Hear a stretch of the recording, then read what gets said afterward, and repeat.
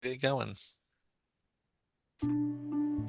This is Words Aptly Spoken, which comes from Proverbs 25:11. A word fitly spoken is like apples of gold in settings of silver. The written word is a precious treasure. We want to preserve written knowledge for God's glory and as an anchor to the history of the church and its classical conversations. We hope to encourage the reading of words and of the word. Well, welcome to Words Aptly Spoken, where Jennifer Courtney, Lee Bortons, and I discuss books from the Classical Conversations curated curriculum. This is a series for lovers of the word made flesh. It is Wednesday, February 12th, 2025, and I'm Timothy Knotts. As you can see, Lee and Jennifer are away today traveling, so we're a little bit on skeleton crew, but we're glad to have with us Amy Jones and Stephanie Meter, curriculum developers for Classical Conversations Multimedia. Thank you, ladies, for joining me today. Sure. That was fun. This is a short month, so we've got a lot of team members traveling hither and yon for a lot of meetings. So we just have two sessions of the Words Aptly Spoken Book Club this month. Today we'll be discussing The Lion, the Witch, and the Wardrobe, and next time on February 26th, in a couple weeks, we'll be reading and talking about Where the Red Fern Grows. A couple of our favorite young adult reading choices. You can access all of our past episodes on Lee's YouTube channel at Lee Bortons or on her website, leebortons.com. And we can get started. So I hardly have to ask our opening question about this much beloved book, but seeing as we are people of patterns, I will do so. Amy, why do you think this book is in our curriculum based on your experience with it? Well, we try to curate, of course, curriculum that is wholesome, honorable, reveals truth, and classically challenges us to be a lover of literature. So, of course, this book, Lion, the Witch, and the Wardrobe, Lewis's book, fits all those categories. But more importantly, it is a very beloved book of Christian fantasy. And I think Lee said she loves the Narnia series is because children get to meet Jesus, and I think that is pretty much sums it up because Aslan is such a lovely figure. He and Lewis, of course, as we know, is a amazing storyteller. His quality of storytelling is wonderful. The Narnia world that he paints is real but fantastic at the same time, and then his characters are so much fun. I just love the Pim. How do you say their last names? I can never get their last names right, but Lucy and The Peter. Pevensies. Yeah, yes, heaven seeds. Lucy and Peter and Edmund and Susan are just the quintessential child, and we see a little bit of us in each of them. So, but also, I'll honestly, Tim, it's not the kind of book that just is a children's book. I'm sure you've read it many, many times just as an adult. I've been kind of embarrassed. I would be embarrassed to tell you how many story times I've read it just for my own sake. There's nothing to be embarrassed about, Amy. It is a delightful book for Yeah, really for all ages. I still have actually my childhood copy, um, 1970 printing. So, I have read childhood copy, so cool. That's nice. so I mean, this mine was 1970 printing, but this book dates back to 1950, so just after the war. Um, and before publishing it, C.S. Lewis reportedly destroyed his first draft after receiving some harsh criticism from some of his friends and fellow writers, including our other much beloved author of that generation, J.R.R. Tolkien. Hmm. Stephanie, I know you're an aspiring writer, along with all the things that you already write for CCMM. You're working on some fiction of your own. Have you had some moments where you felt like you just wanted to destroy whatever you were writing, either from feedback someone gave you or just sort of your own dissatisfaction with it? And if so, how do you overcome that feeling? Yes. Oh my goodness. Yes, I've had that feeling. I remember a season. particularly head down work with the novel. And every 6 days, like clockwork, I would come into my husband's study and just be like, this is utter garbage, unsalvageable. I give up. Um, but I still have not given up. And I think moments like that for me went back to two things. Um, One is that I needed to take a break, and not just like to get a cup of tea or walk around the block, but like days or weeks to clear my head. And I would resist taking breaks for so long because it felt like standing still or not making progress. Um, but I've come to terms with the fact that sometimes the best thing you could do, as counterintuitive as it is walk away, and your overall productivity will be so much better. And then the other thing that I think I was doing was a lot of neglecting pre-writing work or trying to skip steps. So like outlining or even just needing to step back and study the art of storycraft. I would try to skip these steps so that I could just do instead of learn, learn, learn. And that's really almost always not the way to go. Eventually, you do have to move from the learning to the doing, but I have a tendency to lean too heavily on one side. So, taking breaks and then crafting. Yeah, I But think most of us would would err that way about jumping right in with both feet rather than taking the time to do the hard work ahead. Mhm. I find it a little bit comforting that Lewis didn't just sit down and produce a masterpiece on his first go that sort of everybody in the world knows is beautiful. Um, just sort of a follow-up question here, Stephanie. Some people have said that The Lion, the Witch, and the Wardrobe is not a novel, and I know that's what you're working on. But they would say that the book is an allegory, so similar to something like Bunyan's The Pilgrim's Progress. I wanted to talk about that a little bit, but first, can you help us with a definition of what is an allegory? yes, so an allegory is a work of art that uses symbolism and metaphor to teach a lesson. The characters and situations in the story represent ideas. So, um, the line between allegory and symbolism can be a little blurry, I think, especially with a story like Lion, the Witch, and the Wardrobe, because it's so symbolism heavy and has a story arc and a journey quality to it that we associate with allegory. Um, but I know Lewis was not a huge fan of that definition. So, Yeah, yeah. I was looking around at this and saw that Lewis said specifically, he wrote that Aslan is an invention giving an imaginary answer to the Mhm. question, what might Christ become like if there really were a world like Narnia? And he chose to be incarnate and die and rise again in that world as he actually has done in ours. And he said, this is not allegory at all.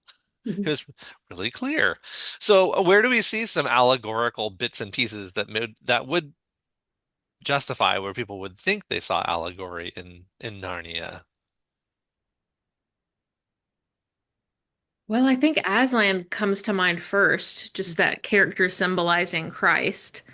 Um, But all of the Pevensey children also, I guess I see allegory the most in the characters, each of them sort of being a type that we can identify with, either completely or part of ourselves, seeing that in the Pevensey children, um, and sort of marching through that or living through that the way we might with Pilgrim's Progress put ourselves in the shoes of Christian. Mhm. Yeah. Yeah, I would agree. I don't, I think it's, as Stephanie said, it's heavily symbolic, but and of course, the journey is in a way similar to Pilgrim's Progress because you see the journey toward Christ. But yeah, and the representation of how he personifies evil with a white witch, but it's, I would say, loose at best, I think. I think the story. Um, is so original in thought that there's not the characters feel much fuller and richer than like a stock character, a characteristic of a person. And so I think that's yeah, where I would see the difference between the Pilgrim's Progress is, of course, the allegory of that, and Lion, the Witch, and the Wardrobe. Yeah. Yeah, I see. I think I can see some other event type allegory that looks like it could be, the temptation, right? The White Witch tempts Edmund, and then you get Aslan sort of storming the castle of the White Witch and restoring all the statues to life, and it's sort of this picture of the resurrection, right, of Christ going and uh redeeming his people from the dead, right? Yeah. So I think there's some parts that I get why people would look that way. Um, and so, of course, I mean, you could argue with C.S. Lewis about this. It is his story, but if you're like, well, he unintentionally wrote an allegory and didn't mean to, uh, I would remind you that he did write an entire scholarly work called The Allegory of Love about medieval and Renaissance allegory. So not only was he an excellent author, he was actually an expert on allegory. So when he says he isn't writing it, I guess we should probably take him at his word, even if there's some allegorical elements to what he wrote. Um, so this is such a beloved book, and it's probably sort of not fair to move on without giving a couple of minutes for us to share some of our own memories or encounters with this book.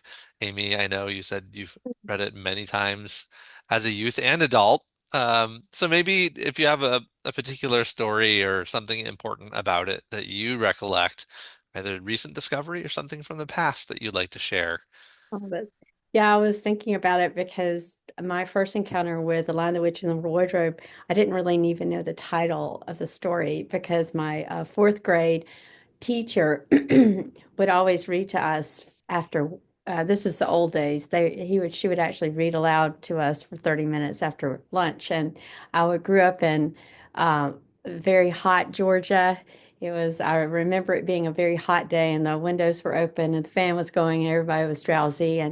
And she read the section, it's very clear to me, where Edmund's being tempted by the White Witch. And I literally felt cold. I remember just thinking, oh, that's a great story. And so, of course, as a fourth grader, I didn't really pay much attention to the title and the author. And it wasn't until college that I picked it up and was reading it again. And I went, oh, that's the story. It's The Lion, the Witch, and the Wardrobe. So I remember it just being very vivid and very real to me, not just his description of the setting, but the feeling of that temptation. It just kind of gripped me to go, no, and so yeah, I was totally smitten with it, and I was glad to rediscover it later in my life. So yes.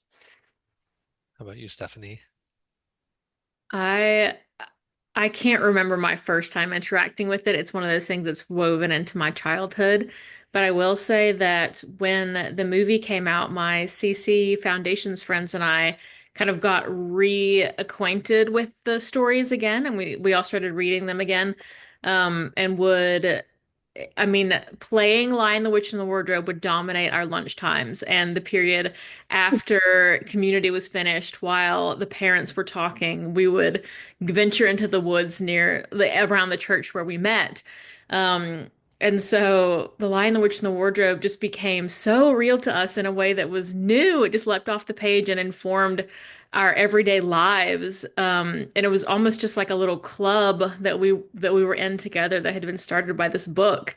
And it fostered a spirit of adventure and curiosity and imagination. And it really just brought our childhood to life for especially a season in a way that will never leave me. I mean, that's one of my core childhood memories.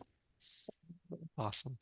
Yeah, this is one of the books that my father read aloud to me and my brother when I was young. And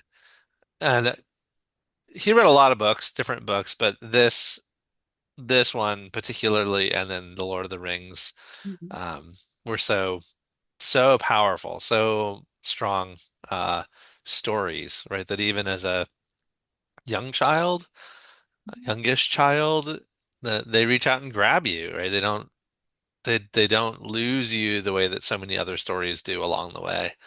And then they sort of take up residence within you and follow you along through life. So it's a wonderful. a wonderful thing when it's such a good story Yes. that does that and not something else, because there's so many other kinds of stories that could be your companion. It's good to fill up with these. Mhm. Well, we'll take a quick moment to thank our sponsor, classicalconversationsbooks.com, where all these books can be purchased. All of our Words Aptly Spoken episodes are up on the calendar at Lee Borton's website, leebortons.com, with links to the CC bookstore, everything from our first episodes back in 2023 through now. And you can also find the calendar for upcoming sessions. And so, as I mentioned, in a couple weeks, we'll be talking about Where the Red Fern Grows by Wilson Rawls. If you haven't ever read that story, it's a really good one, very approachable. And as an adult, you'll definitely need your box of tissues nearby at hand. Uh, Warning, if you're planning to read it aloud to your children, totally worth it, but be prepared. Um, we'd really encourage you to consider picking it up and reading along. Probably take you 4 or 5 hours to read it through. It's not very long, but it's such a lovely story. But let's turn our attention back to The Lion, the Witch, and the Wardrobe and look at some passages together. Um, so, as we already mentioned, Lewis was not only a really deep thinker, he was also a great writer, wrote some beautiful things. And so, this is right from chapter one. And Stephanie, will you read to us from the beginning of the book? Sure. Everyone agreed to this and that was how the adventures began. It was the sort of house that you never seemed to come to the end of, and it was full of unexpected places. The first few doors they tried led only into spare bedrooms, as everyone had expected they would, but soon they came to a very long room full of pictures, and there they found a suit of armor. And after that was a room all hung with green and with a harp in the corner. And then came 3 steps down and 5 steps up, and then a kind of little upstairs hall and a door that led out to a balcony, and then a whole series of rooms that led into each other and were lined with books, most of them very old and some bigger than a Bible in a church. And shortly after, they looked into a room that was quite empty except for one big wardrobe, the sort that had a looking glass in the door. There was nothing else in the room at all except a dead blue beetle on the windowsill. Nothing there, said Peter, and they all trooped out again, except Lucy. She stayed behind because she thought it would be worthwhile trying the door of the wardrobe, even though she felt almost sure that it would be locked. To her surprise, it opened quite easily, and 2 mothballs dropped out. Looking into the inside, she saw several coats hanging up, mostly long fur coats. There was nothing Lucy liked so much as the smell and feel of fur. She immediately stepped into the wardrobe and got in among the coats and rubbed her face against them, leaving the door open, of course, because she knew that it is very foolish to shut oneself into any wardrobe. Soon she went further in and found that there was a second row of coats hanging behind the first one. It was almost quite dark in there, and she kept her arms stretched out in front of her so as not to bump her face into the back of the wardrobe.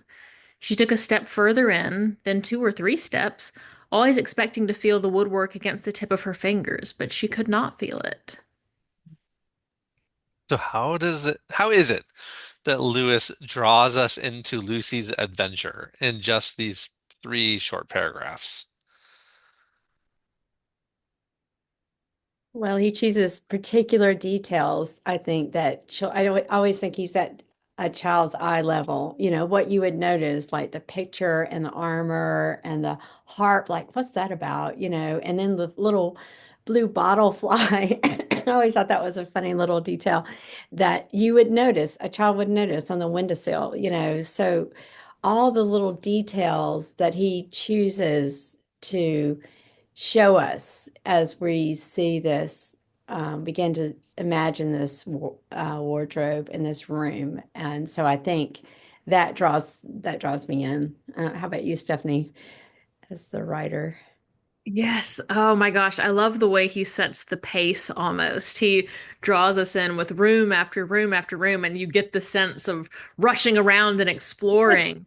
And then the way that he slows us down again to be with Lucy and just to then bring in all the 5 senses. She's got, some mothballs and she feels the coats and She has her wits about her to know to leave the door open, and she's trying to feel things with her hands.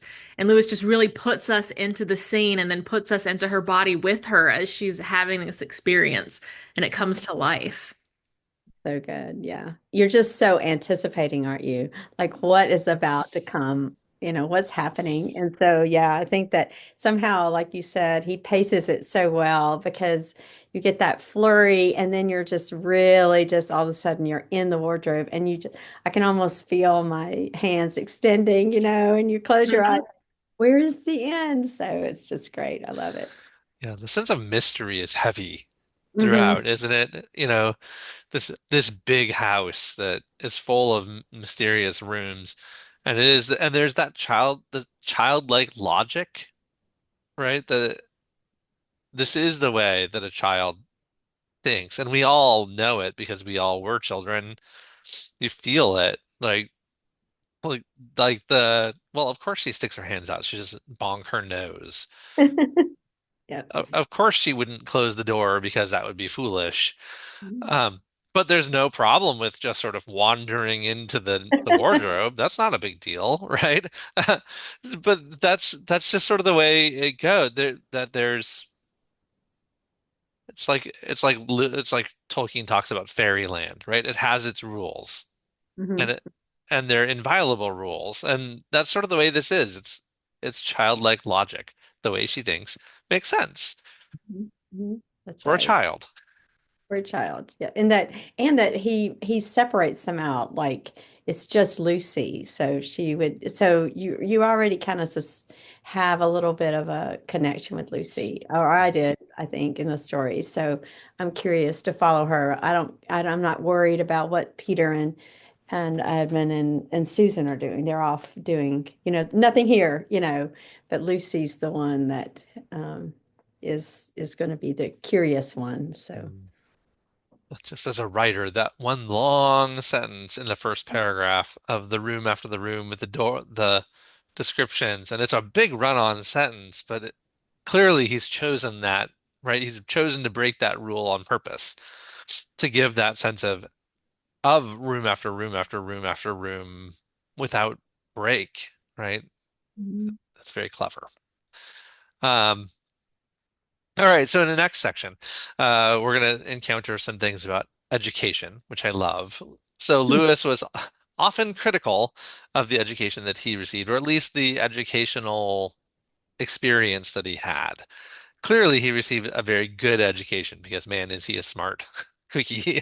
Um, but he wasn't always pleased with the methods of his schoolmasters. But Lewis ended up being a very consummate logician, and he weaves together a lovely tapestry of sort of mystery and reason that are inseparable. So, Amy, if you'd read our next section, we're encountering here the older Pevensey children have gone to the professor, the owner of the house, with concerns about Lucy's wild stories about this strange place she found in the back of the wardrobe, and Edmund Mhm. denying that it exists and just claiming that they were playing and it was all imagination. So bad, so bad. How do you know, he asked, that your sister's story is not true? Oh, but, began Susan, and then stopped. Anyone could see from the old man's face that he was perfectly serious. Then Susan pulled herself together again and said, but Edmund said they had only been pretending. That is a point, said the professor, which certainly deserves consideration. Very careful consideration. For instance, if you will excuse me for asking the question, does your experience lead you to regard your brother or your sister as the more reliable? I mean, which is the more truthful? That's just the funny thing about it, sir, said Peter. Up until now, I've said Lucy every time. And what do you think, my dear? Said the professor, turning to Susan. Well, said Susan, in general, I'd say the same as Peter. But this couldn't be true. All this about the wood and the fawn. That is more than I know, said the professor. And a charge of lying against someone whom you've always found truthful is a very serious thing indeed. We weren't, we were afraid it mightn't even be lying, said Susan. We thought there might be something wrong with Lucy. Madness, you mean? Said the professor quite coolly. Oh, you can make your minds easy about that one. One has only to look at her and talk to her to see that she is not mad. But then, said Susan, and stopped. She had never dreamed that a grown-up would talk like the professor and didn't know what to think. Logic, said the professor half to himself. Why don't they teach logic at these schools? There are only three possibilities. Either your sister is telling lies, or she is mad, or she is telling the truth. You know she doesn't tell lies, and it's obvious that she's not mad. For the moment, then, and unless any further evidence turns up, we must assume that she is telling the truth. Susan looked at him very hard and was quite sure from the expression on his face that he was not making fun of them. But how could that be true, sir? Said Peter. Why do you say that? Asked the professor. Well, for one thing, said Peter, if it was real, why doesn't everyone find this country every time they go into the wardrobe? I mean, there is nothing there when we looked. Even Lucy didn't pretend there was. What has that got to do with it? Said the professor. Well, sir, if things are real, they're there all the time. Are they? Said the professor. And Peter did not know quite what to say.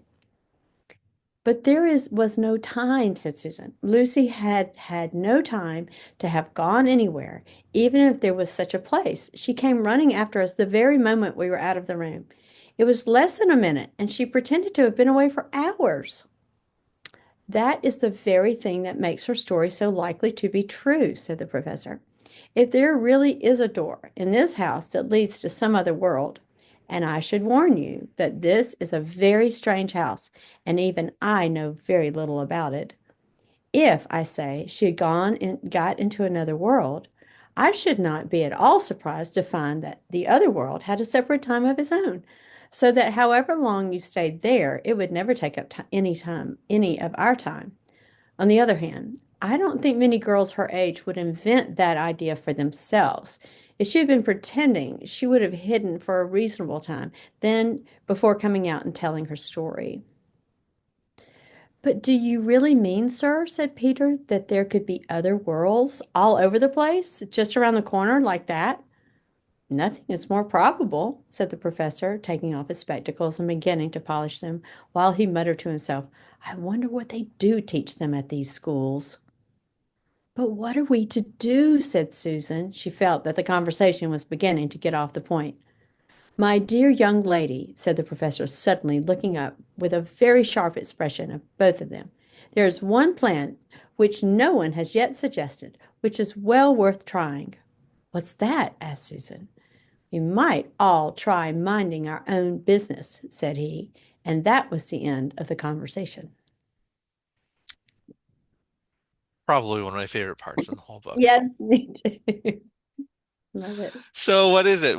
What's Lewis pointing at? What's he trying to show us in this little exchange? I think one thing is that he wants us to challenge our assumptions. When we just make blanket statements, he wants us to notice that and say, well, is that true? Is that always true? Why do you think that's true? And so challenging the assumptions. And obviously the logic. The professor is very into the logic. If there are three options and we know two of them are not the case, then it has to be this third option. And I think I love that he forces them to think beyond the physical, that there are options that we cannot imagine. So when we lock ourselves into just that physical realm, well, it couldn't be this, it can be this, all of a sudden we've just knocked out any possibility of a spiritual or another dimension, so our imagination in a sense gets really stunted. We just kind of just only see what's right in front of us. And so I think what he's pressing in is to say, well, are there other possibilities that that seem out of the realm of possibility, that just kind of stretch that imagination, which we all kind of hope for, right? In our heart of hearts, we all hope that there's something beyond our understanding. But they've been so taught to only see what's in front of them and defining that as reality. So he's pushing. And of course, that little liar, lunatic idea that he kind of echoes in Mere Christianity is such a beautiful piece of logic that he uses to really help us even think about the reality of who Christ is. So he just yeah, he just weaves it in, doesn't he, so beautifully and in an entertaining way. I mean, you can hear the professor kind of snorting under his breath in disgust. I love it. Yeah. Yeah, they're right, they've either adopted conclusions from other people or jumped to conclusions. Um, and he just does a great job of saying, don't be so fast Mhm. to those things that there might be more to the world than you think that there is. Um, and I think there's something going on where it's the older two, right, that he's talking to. The younger two don't have this problem yet. There's something that has been trained into the older two, or just happens to us when we leave childhood, where the fairy village stops being full of fairies and it just starts being what children pretend. Mhm. Um, and I think he's sort of saying, don't be so fast. Mhm. Don't necessarily close that door just because it seems unlikely or just because the world tells you it isn't true.